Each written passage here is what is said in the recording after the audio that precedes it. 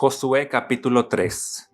Temprano a la mañana siguiente, Josué y todos los israelitas salieron de la arboleda de acacias y llegaron a la orilla del río Jordán, donde acamparon antes de cruzar. 3 días después, los jefes israelitas fueron por el campamento y dieron al pueblo las siguientes instrucciones. Cuando vean a los sacerdotes levitas llevar el arca del pacto del Señor su Dios, dejen sus puestos y síganlos. Dado que ustedes nunca antes viajaron por este camino, ellos los guiarán. Quédense como a 1 kilómetro detrás de ellos. Mantengan una buena distancia entre ustedes y el arca. Asegúrense de no acercarse demasiado. Entonces Josué le dijo al pueblo: purifíquense porque mañana el Señor hará grandes maravillas entre ustedes. Por la mañana, Josué les dijo a los sacerdotes: levanten el arca del pacto y guíen al pueblo hasta el otro lado del río. Así que ellos se pusieron en marcha y fueron delante del pueblo. El Señor le dijo a Josué: a partir de hoy, empezaré a convertirte en un gran líder a los ojos de todos los israelitas. Sabrán que yo estoy contigo, tal como estuve con Moisés. Dales la siguiente orden a los sacerdotes que llevan el arca del pacto. Cuando lleguen a la orilla del río Jordán, den unos cuantos pasos dentro del río y deténganse allí. Entonces Josué les dijo a los israelitas: vengan y escuchen lo que dice el Señor su Dios. Hoy sabrán que el Dios viviente está entre ustedes sin lugar a dudas.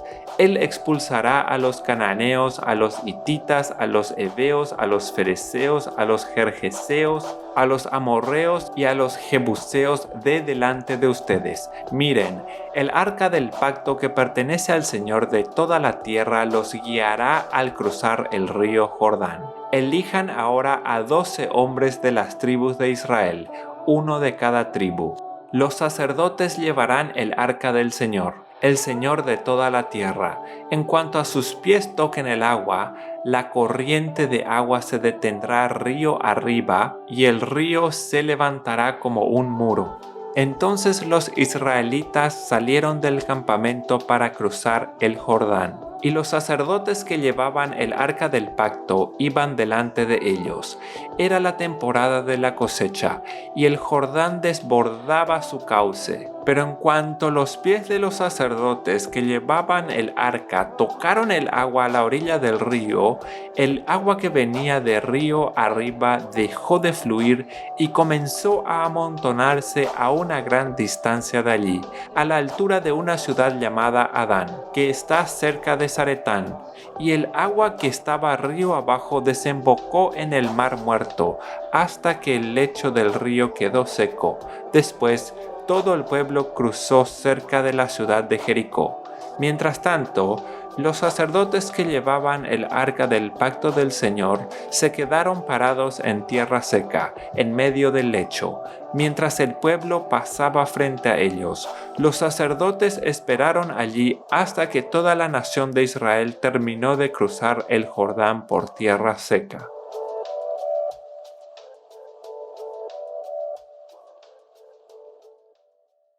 Josué capítulo 4. Una vez que todo el pueblo terminó de cruzar el Jordán, el Señor le dijo a Josué: ahora elige a 12 hombres, uno de cada tribu. Diles: tomen 12 piedras del medio del Jordán, del mismo lugar donde están parados los sacerdotes. Llévenselas al lugar donde van a acampar esta noche y amontónenlas allí. Entonces Josué convocó a 12 hombres que había elegido, uno por cada tribu de Israel. Les dijo: vayan a la mitad del Jordán, frente al arca del Señor su Dios. Cada uno de ustedes debe tomar una piedra y cargarla al hombro. Serán 12 piedras en total, una por cada tribu de Israel. Las usaremos para levantar un monumento conmemorativo. En el futuro, sus hijos les preguntarán: ¿qué significan estas piedras? Y ustedes podrán decirles: nos recuerdan que el río Jordán dejó de fluir cuando el arca del pacto del Señor cruzó por allí. Esas piedras quedarán como un recordatorio en el pueblo de Israel para siempre. Así que los hombres hicieron lo que Josué les había ordenado. Tomaron 12 piedras del medio del río Jordán, una por cada tribu, tal como el Señor le había dicho a Josué. Las llevaron al lugar donde acamparon esa noche y construyeron allí el monumento. Josué también apiló otras 12 piedras a la mitad del Jordán, en el lugar donde estaban parados los sacerdotes que llevaban el arca del pacto. Y las piedras siguen allí hasta el día de hoy. Los sacerdotes que llevaban el arca estuvieron en medio del río hasta que se llevaron a cabo todos los mandatos del Señor que Moisés le había dado a Josué. Mientras tanto, el pueblo se apresuró a cruzar el lecho del río, y cuando todos estaban a salvo en la otra orilla, los sacerdotes terminaron de cruzar con el arca del Señor mientras el pueblo observaba. Los guerreros armados de la tribu de Rubén, de la tribu de Gad y de la media tribu de Manasés iban delante de los israelitas al cruzar el Jordán, tal como Moisés había indicado. Esos hombres armados, unos 40,000 en total, estaban listos para la guerra, y el Señor iba con ellos mientras cruzaban hacia la llanura de Jericó. Ese día, el Señor convirtió a Josué en un gran líder a los ojos de todos los israelitas, quienes por el resto de su vida lo respetaron tanto como habían respetado a Moisés. El Señor le había dicho a Josué: ordénales a los sacerdotes que llevan el arca del pacto que salgan del lecho del río. Así que Josué dio la orden. En cuanto los sacerdotes que llevaban el arca del pacto del Señor salieron del lecho del río y sus pies pisaron tierra firme, las aguas del Jordán volvieron a fluir y desbordaron el cauce como antes. El pueblo cruzó el Jordán el 10º día del primer mes. Después acamparon en Gilgal, al oriente de Jericó. Fue allí, en Gilgal, donde Josué apiló las 12 piedras que había tomado del río Jordán. Entonces Josué les dijo a los israelitas: en el futuro sus hijos preguntarán: ¿qué significan estas piedras? Y ustedes podrán decirles: aquí es donde los israelitas cruzaron el Jordán sobre tierra seca. Pues el Señor su Dios secó el río a la vista de ustedes y lo mantuvo seco hasta que todos cruzaran, tal como hizo con el Mar Rojo cuando lo secó hasta que todos terminamos de cruzar. Lo hizo para que todas las naciones de la tierra supieran que la mano del Señor es poderosa, y para que ustedes temieran al Señor su Dios para siempre.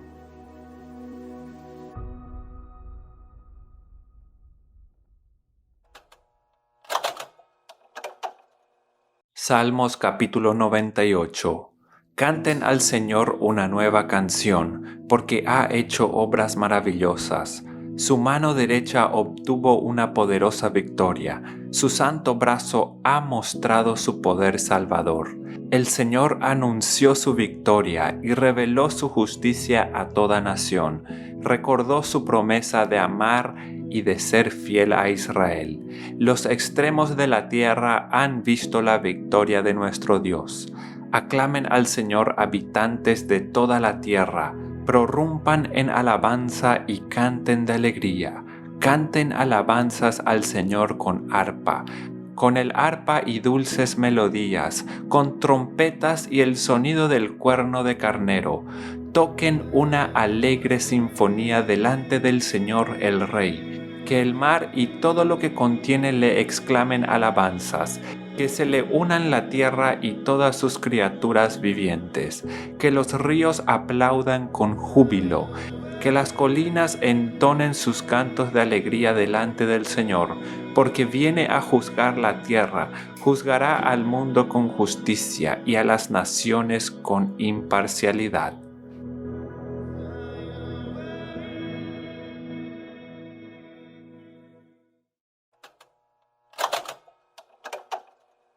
Hechos capítulo 19.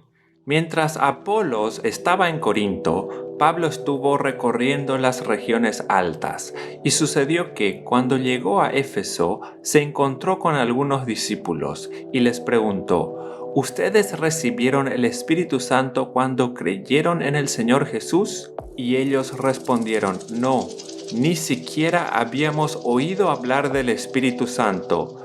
Pablo les preguntó entonces, pues, ¿qué enseñanza recibieron al ser bautizados? Y ellos respondieron, la del bautismo de Juan.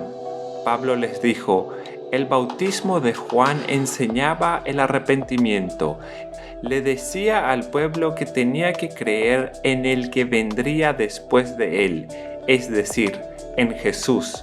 Al oír esto, pidieron ser bautizados en el nombre del Señor Jesús. Cuando Pablo les impuso las manos sobre la cabeza, el Espíritu Santo vino sobre ellos y empezaron a hablar en lenguas y a profetizar. Eran 12 hombres en total.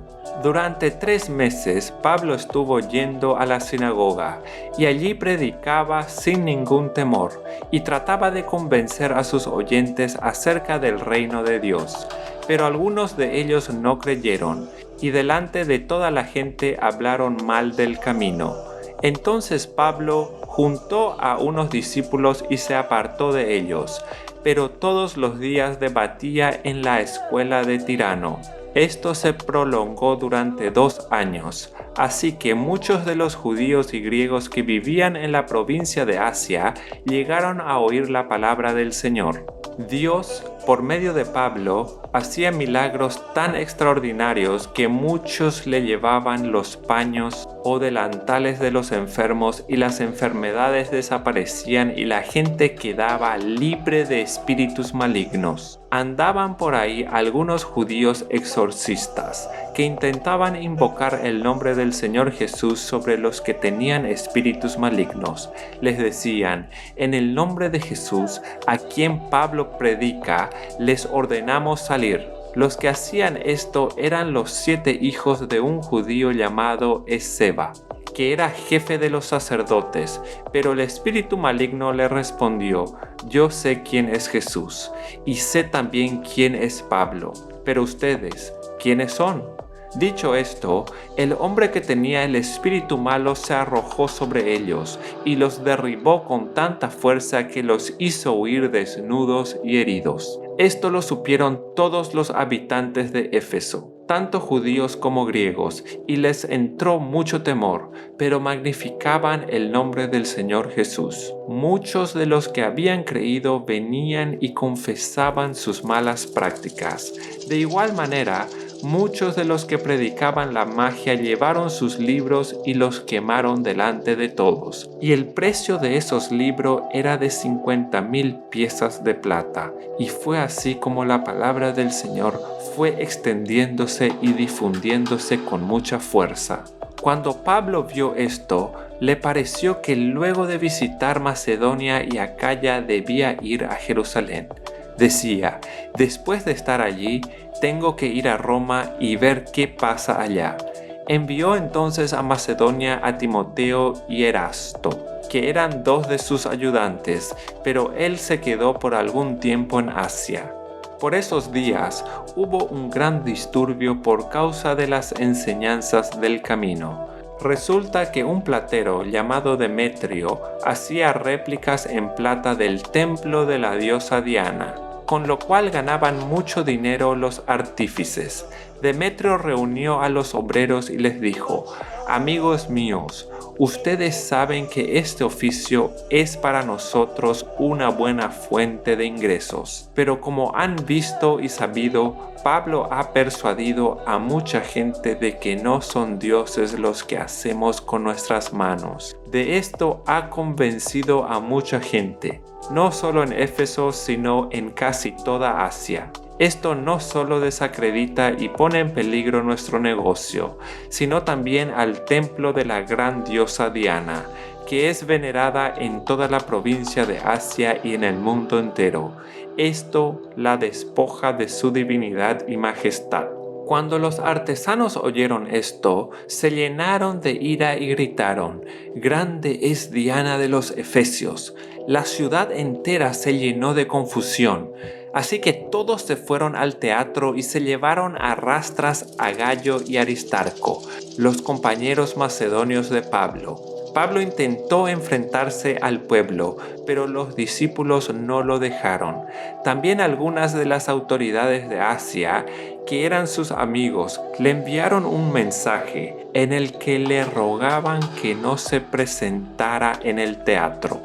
Era tal la confusión entre la concurrencia que unos gritaban una cosa y otros otra. Aunque la mayoría no sabía para qué se habían reunido, de entre la multitud los judíos sacaron a empujones a un tal Alejandro, que a señas pidió silencio, pues quería presentar su defensa ante el pueblo. Pero cuando supieron que era judío, todos a una gran voz gritaron durante casi 2 horas: «¡Grande es Diana de los Efesios!». Una vez que la multitud se apaciguó, el escribano dijo: «Varones efesios, ¿quién no sabe que la ciudad de Éfeso es guardiana del templo de la gran diosa Diana y de la imagen que cayó del cielo? Esto nadie lo puede contradecir. Lo que ustedes deben hacer es calmarse y no actuar con precipitación. Han traído ustedes a estos hombres que no han profanado ni ofendido a nuestra diosa. Si Demetrio y sus artífices tienen motivo de queja contra alguno, tenemos tribunales y también procónsules. Ante ellos pueden presentar su acusación. Y si tienen alguna otra demanda, eso puede resolverse en una asamblea legalmente construida. Por sucesos como el de hoy, corremos el riesgo de que nos acuse de sedición, ya que nada justifica una reunión como esta». Dicho esto, el escribano disolvió la asamblea.